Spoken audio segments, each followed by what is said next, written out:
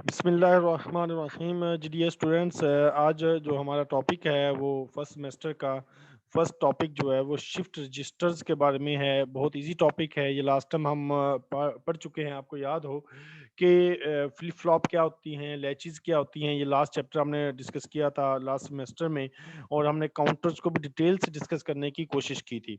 आज इसकी ही एक न्यू एप्लीकेशन है फ्लिप फ्लॉप की, जो शिफ्ट रजिस्टर्स के नाम से जानी जाती है। जैसे काउंटर्स एक फ्लिप फ्लॉप की एप्लीकेशन है, इसी तरह रजिस्टर्स भी, शिफ्ट रजिस्टर्स भी एक एप्लीकेशन है। ये क्या होती है इसको हम डिस्कस करते हैं। सबसे पहले शिफ्ट रजिस्टर क्या होता है कि shift registers are type of sequential logic circuit. Sequential logic circuit क्या होता है, ये लास्ट टाइम हमने डिटेल से डिस्कस किया था कि ऐसा लॉजिक सर्किट जो प्रेजेंट और पास्ट इनके दोनों इनपुट पर डिपेंड करता हो।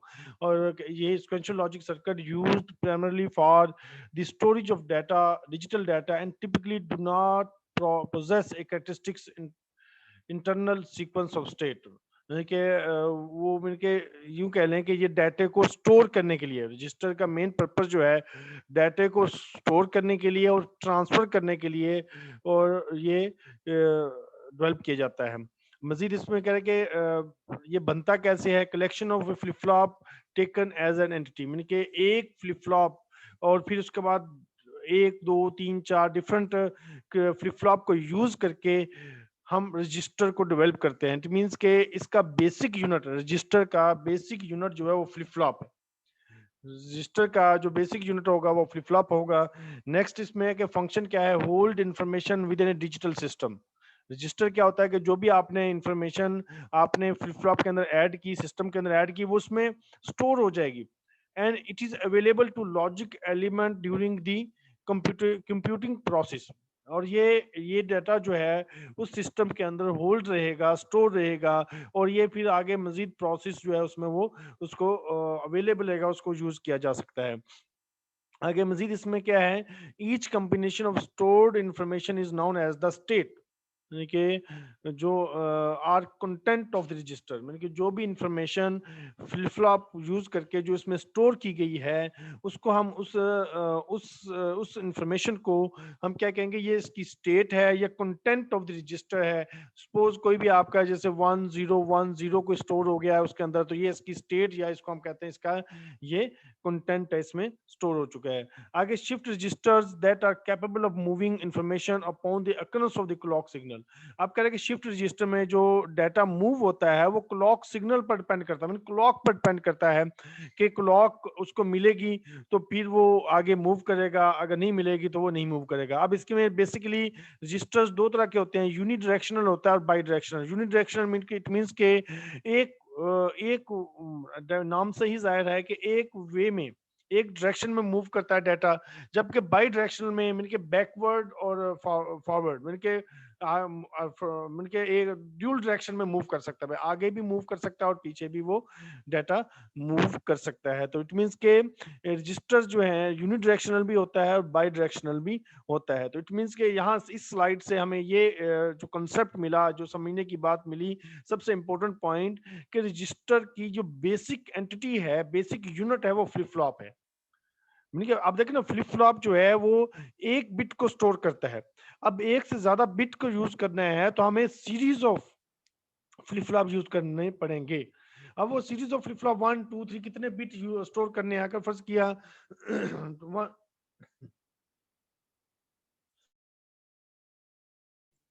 सपोज आपने 1 बिट स्टोर करना है, तो 1 बिट स्टोर करने के लिए आपको एक फ्लिप फ्लॉप चाहिए।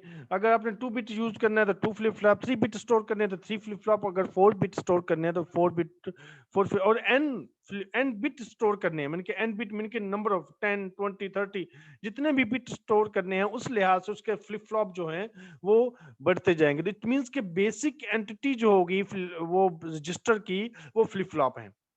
ये इसमें मेन कंसेप्ट है। और इसकी बेसिक वो जो आगे हमने कि इसके यूनि डायरेक्शनल भी होता है, ये बाई डायरेक्शनल भी होता है। मजीद इसमें आप देखें कि ये फ्लिप फ्लॉप का ये डी फ्लिप फ्लॉप यूज किया गया है। अब इसमें देखें कि डी फ्लिप फ्लॉप की आपको नेचर, अगर आपको थोड़ी सी मेमोराइज करूं कि नेचर क्या है, कि डी फ्लिप फ्लॉप क्या है, कि जो डाटा डी पर होगा वो आगे ट्रांसफर आउटपुट में हो जाएगा ऑन क्लॉक पल्स। जैसे ही क्लॉक पल्स मिलेगी जो डाटा डी पर होगा वो आगे एज इट इज ट्रांसफर हो जाएगा, ये इसकी नेचर है, और उसमें स्टोर हो जाएगा। अगर 1 है तो 1 स्टोर हो जाएगा, अगर 0 है तो 0 स्टोर हो जाएगा। ये लास्ट टाइम हम डिटेल से प्रीवियस लेक्चर में डिस्कस कर चुके हैं। उम्मीद है कि आपको ये चीज समझ आ गई होगी। नेक्स्ट अगर मजीद इस रजिस्टर के बारे में इंफॉर्मेशन लेते हैं, register is a digital circuit, कि ये एक डिजिटल सर्किट है, डिजिट से विद 2 बेसिक फंक्शन। इसके 2 बेसिक फंक्शन है। One is data storage, register के 2 बेसिक फंक्शन हो गए। One is data storage and one is data movement. Data store भी करता है, डाटा मूव भी करता है। मतलब कि आप जैसे एक इनिशियली आपने क्लॉक पल्स दी, उसने डाटा स्टोर कर लिया, फिर मजीद क्लॉक पल्स दी तो उसने डाटा को आगे ट्रांसफर भी कर दिया, मूव भी कर दिया। तो इट मींस के रजिस्टर का ड्यूल 2 पर्पस हो गए, एक डाटा स्टोरेज का काम है और एक डाटा मूवमेंट का काम है। अब इसकी mean 2 basic ways in which the information can be entered and output, मतलब कि इसके 2 बेसिक वे हैं कि डाटा इंटर्ड करने के 2 बेसिक मेथड हैं। एक मेथड जो है वो पैरेलल मेथड है, एक मेथड क्या है, सीरियल। देखिए पैरेलल मेथड क्या है, एट वंस सबको सब सारा का सारा डाटा आपका वो फ्लिप फ्लॉप के ऊपर ट्रांसफर हो जाए, हर फ्लिप फ्लॉप के ऊपर। एक तो ये मेथड हो गया। एक ये हो गया कि आप स्टेप बाय स्टेप, पहले एक को मिले, फिर दूसरे मिले, फिर तीसरे। जैसे आप याद हो आपने लास्ट टाइम पढ़ा था सिंक्रोनिस और एसिंक्रोनिस काउंटर। अब इसमें सिंक्रोनिस क्या था कि क्लॉक पल्स सिमिल्टेनियस मिल रही थी, एक ही वक्त में सबको मिल रही थी, ठीक है। सिर्फ एग्जांपल के लिहाज से बता रहा हूँ। जबकि एसिंक्रोनिस में क्या था कि क्लॉक पल्स पहले फर्स्ट को मिलेगी, फिर सेकंड को, फिर थर्ड को, फिर फोर्थ, इनके वो उसमें स्टेप वाइज था। तो इसी तरह ही रजिस्टर में अगर हम दो दो बेसिक टाइप होगी, एक पैरेलल हो गया, एक सीरियल हो गया। पैरेलल में होगा कि एट वंस सारा का सारा डाटा जो है वो तमाम फ्लिप फ्लॉप को ट्रांसफर कर दिया जाएगा एट वंस। और जबकि सीरियल में होगा स्टेप बाय स्टेप होगा, मैंने कहा पहले एक को, फिर दूसरे को, फिर तीसरे को, फिर चौथे को। जैसे एक आपको एग्जांपल, जनरल एग्जांपल दूं कि अगर सपोज कि एक स्टूडेंट है, अगर यूं अगर मैं थोड़ा सा आपको, ये स्टूडेंट अगर लाइन में यूं खड़े हैं, ठीक है, ठीक है, ये स्टूडेंट है सपोज। अब ये इसको देगा, ठीक है, डाटा, ये इसको देगा, ये इसको देगा, ठीक है। एक तो ये क्या होगा, सीरियल। अगर मैं कहूँ कि ये पैरेलल में है, पैरेलल में कैसे कि इसके ऊपर इधर भी स्टूडेंट है, सपोज मैं एक जस्ट एग्जांपल दे रहा हूँ। इसके पैरेलल में ये है, ठीक है, मैं सपोज एग्जांपल के लिहाज से।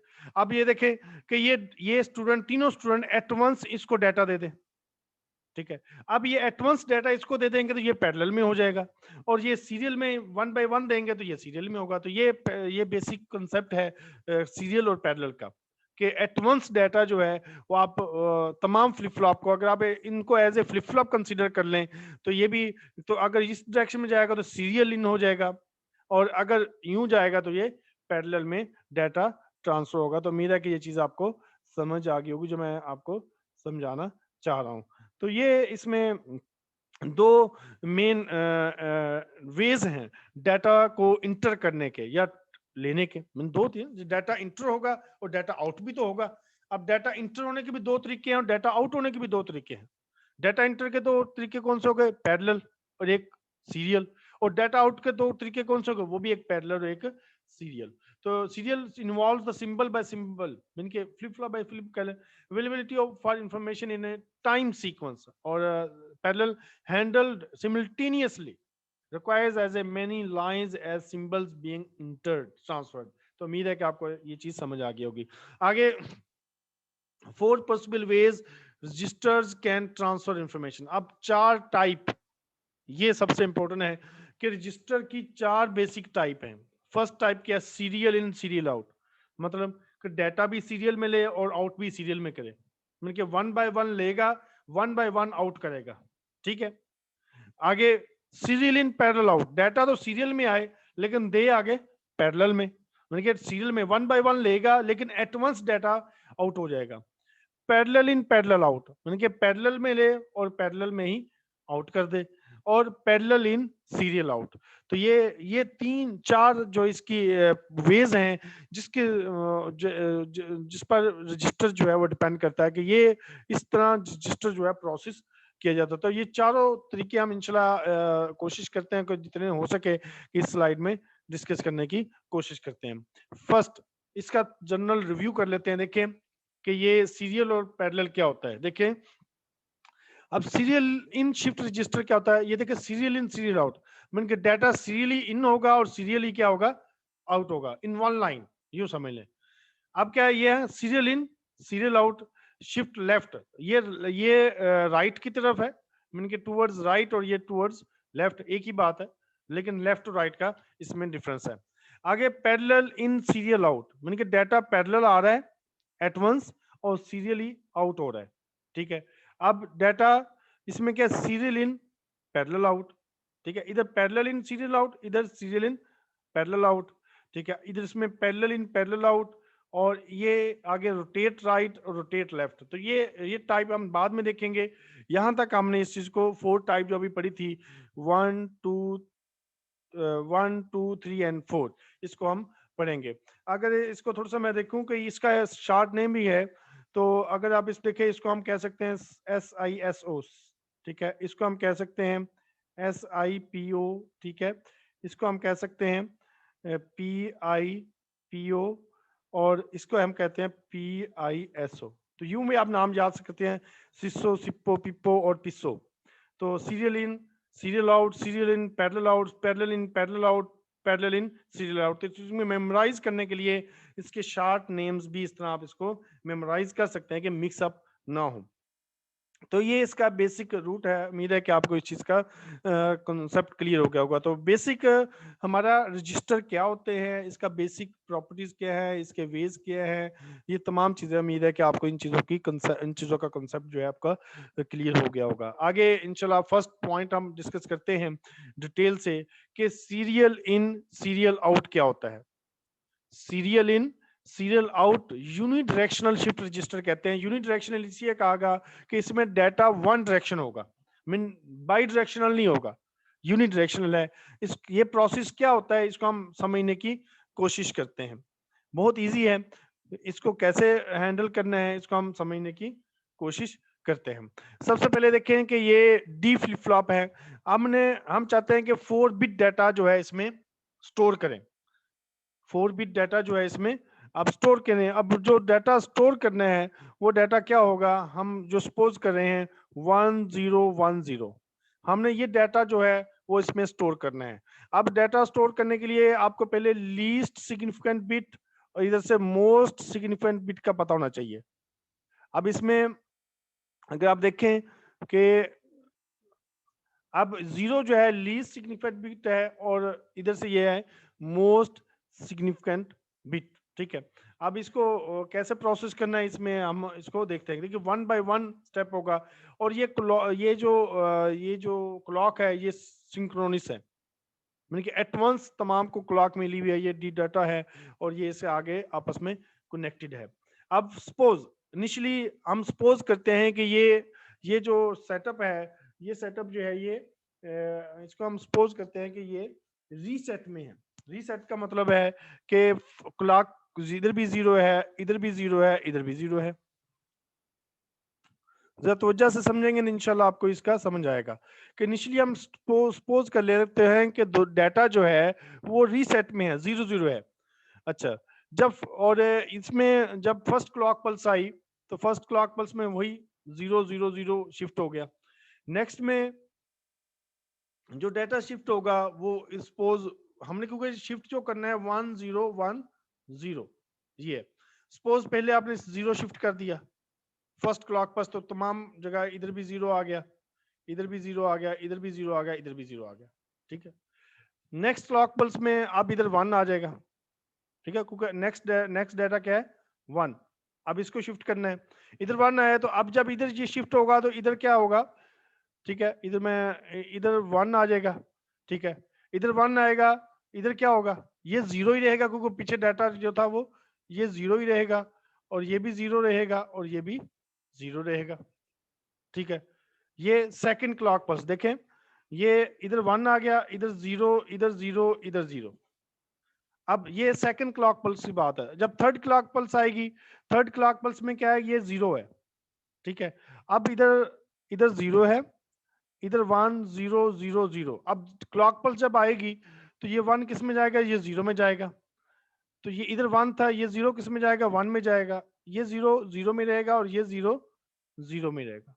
तो थर्ड क्लॉक पल्स में क्या होगा, 0 1 0 0। ठीक है, डाटा स्टोर हो रहा है। आगे नेक्स्ट डाटा क्या, फिर 1 है। अब फिर इधर 1 आएगा।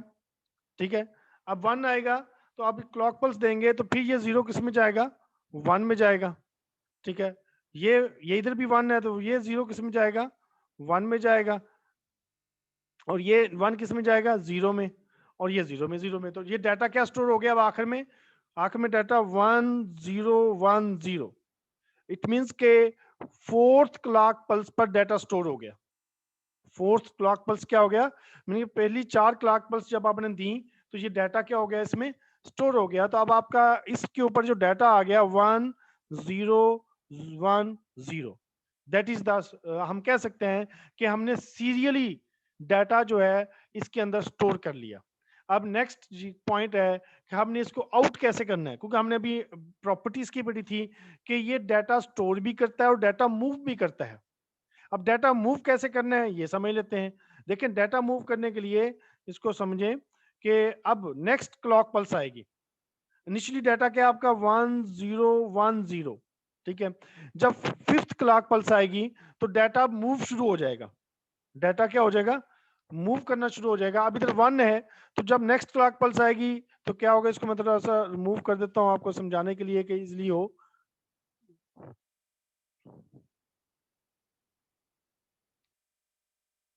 हमारा याद रखिएगा कि हमारा डाटा जो स्टोर है वो 1 0 1 0 है। मैंने कि इधर क्या है, इधर 0 है, इधर 1 है, इधर 0 है, इधर 1 है। ठीक है, अब हम क्या कहते हैं कि डाटा को मूव करना है। जब फिफ्थ क्लॉक पल्स आएगी तो जब क्लॉक आएगी तो इसमें क्या होगा कि डाटा मूव होगा। मूव कैसे होगा आप देख लेते हैं। ठीक है, अब इनिशियली अगर हम रीसेट की बात करते हैं, इधर डेफिनेट बात है पीछे 0 1 आगे मूव किया था, पीछे 0 होगा। जब क्लॉक पल्स अप्लाई होगी तो क्या होगा कि ये इधर 0 आ जाएगा। ठीक है, इधर क्या आएगा, 1 आएगा। इधर क्या आएगा, 0 आएगा। इधर क्या आएगा, 1 आएगा। इट मींस के ये 1 आगे, ये जो 0 जो था वो आगे शिफ्ट हो जाएगा, मूव आउट हो जाएगा। ये देखें, जब फर्स्ट क्लॉक पल्स है 0 1 0 1, मीन के जो Q3 पर जो 0 था वो आगे हम कहते हैं ट्रांसफर हो गया। 6 पर जब 6 क्लॉक पल्स आएगी तो फिर ये वाला 0, फिर ये 1 फिर आगे ट्रांसफर होगा। 1 इधर आ गया, 0 ये 1 आगे ट्रांसफर हो गया। फिर क्लॉक पल्स की तो 1 आगे चले गया। तो लास्ट 8th क्लॉक पल्स जो है वो दोबारा उसी पोजीशन पर आ गया, 0 0 0 0। मीन के फर्स्ट 4 क्लॉक पल्स पर डाटा स्टोर हुआ और नेक्स्ट इनके फर्स्ट फोर क्लॉक पल्स पर डाटा स्टोर हुआ और नेक्स्ट 4 क्लॉक पल्स पर डाटा क्या हो गया, आगे मूव कर गया, शिफ्ट हो गया। तो इसलिए इस शिफ्ट रजिस्टर को हमने इसलिए कहा गया कि ये डाटा स्टोर भी कर सकता है और डाटा शिफ्ट भी कर सकता है। तो ये अब ये जो प्रोसेस जो हुआ ये स्टेप वाइज हुआ, serial in serial out. Mean कि इसकी आउटपुट एक ही है, Q3 से ही डाटा लेंगे। यानी कि इसमें डाटा पहले 0 आएगा, फिर 1 आएगा, फिर 0 आएगा, फिर 1 आएगा, यूं डाटा आएगा स्टेप वाइज। मैंने के फर्स्ट 4 क्लॉक पल्स पर तो डाटा स्टोर हो गया, नेक्स्ट 4 क्लॉक पल्स पर डाटा क्या होगा, आउट हो जाएगा। तो यूं हम शिफ्ट रजिस्टर को यूज कर सकते हैं इस वे में कि हम अगर step wise serial in serial data कैसे, ये इसका एक ब्लॉक डायग्राम के लिहाज से भी दिया हुआ है कि डाटा इन है ये और ये आउट के लिहाज से इसको डिस्कस ब्लॉक डायग्राम इसको बनाई गई है। आगे इसकी एक एग्जांपल है वो भी देख लेते हैं कि show the states of 5 bits register, show the states of 5 bits register for specified data input clock waveform assume the register is initially at rest. अब कह रहे कि उसने क्या खुद ये बनाए 5 बिट रजिस्टर बनाना है। देखें अब कोई मुश्किल नहीं है, समझना बहुत आसान है। 5 बिट रजिस्टर बनाना तो इसका मतलब 5 फ्लिप फ्लॉप चाहिए, सीधी सीधी बात है, जितने बिट उतने फ्लिप फ्लॉप। देखें 1 2 3 4 5 बिट रजिस्टर बन गया। अब वही वाला प्रोसेस इसमें कि ये सिमिल्टेनियस होगा, सिंक्रोनस रजिस्टर है तो इसको क्लॉक पल्स सिंक्रोनस हो जाएगी और इस तरह इसको कनेक्ट कर देंगे। ठीक है, और ये आपका रजिस्टर बन गया। सेकेंडली उसने कहा कि इसकी वेव फॉर्म बनाए। वेव फॉर्म डाटा, अब इसमें उसने जो डाटा स्टोर करने के लिए ये गिवन है डाटा जो उसने दिया है 1 1 0 1 0, कह रहे कि इस डाटा को स्टोर करना है। अब इस डाटा को स्टोर करने के लिए डेफिनेट पता है कि ये 5 बिट है, तो कितनी क्लॉक चाहिए? 5 क्लॉक स्टोर करने के लिए और 5 क्लॉक मूव करने के लिए। जैसे पीछे हमने बेटा किया है ना कि 4 क्लॉक 4 बिट था, तो 4 क्लॉक स्टोर करने के लिए और 4 ही क्लॉक जो है इसको मूव करने के लिए। अब इसी तरह ही कि 5 क्लॉक 1 2 3 4 5, अब 5 क्लॉक पर ये डाटा क्या होगा? स्टोर होगा। ठीक है, अब जब नेक्स्ट 5 क्लॉक देंगे तो ये डाटा जो है ये आउट हो जाएगा। तो ये वही वाली एग्जांपल जो पीछे एज इट इज है, कोई इसमें डिफरेंस नहीं है। डिफरेंस इतना है कि ये 4 बिट है और ये 5 बिट है। इस तरह आपको कुछ भी कहा जा सकता है, 5 बिट बनाए, 4 बिट बनाए, 3 बिट बनाए, 6 बिट बनाए, 7 बिट बनाए। इस तरह कोई भी आप बिट जो है रजिस्टर बना सकते हैं। So serial in serial out register. Related problem भी देख लें। show that the state of this register if the data input is inverted। मैंने कि इसको इन्वर्ट कर दें, डाटा इनपुट जो है इसको इन्वर्ट कैसे करेंगे कि अब जैसे यूं कहें कि ये हाई है, इसको लो, हाई, लो, और ये हाई, ये इन्वर्टेड हो गया। मैंने कि ये 1 1, सॉरी इधर 0 0 आ जाएगा, 0 0 1 0 1 1। अच्छा, ये सेशन एंड होने वाला है, हम इधर इसको लेक्चर को इधर ही क्लोज करते हैं। तो next serial in parallel out next देखते हैं। इसको मैं अभी स्टॉप करता हूँ और इंशाल्लाह इस टॉपिक के लिहाज से कोई भी आपकी क्वेश्चन होंगे तो पहले हम उसको डिस्कस करते हैं इंशाल्लाह।